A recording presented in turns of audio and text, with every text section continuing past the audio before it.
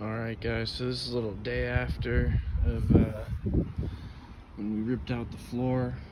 We got this big section cut out. I think might have to do a couple more rough cuts around the edges. What I think I'm gonna do is actually reinforce the stringers with some additional stringers that I'll build, probably just one around the outside and maybe a smaller one on that other side where it's rotted out there.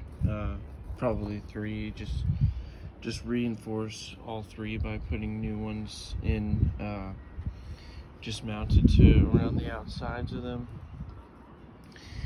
And we got the steering cable unfroze, so got that moving now, and that's good. I put some oil in there, so it should be seeping in there and making it pretty easy to move.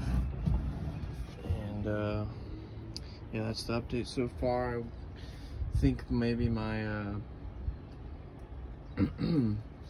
my motor going to the hydraulic pump is bad. I haven't hooked up when I hooked it up, I just hooked up the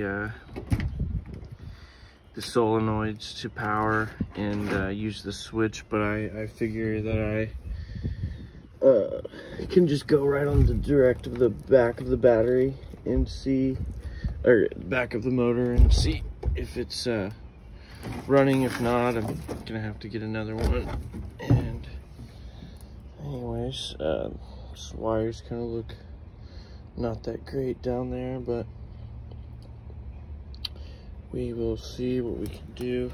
And so yeah, my plan is to put new stringers in, and then a new plywood floor, and lay that over it and fiberglass over that, and then do painting. Probably end up painting the whole interior of the boat and making some new seats eventually. Yeah.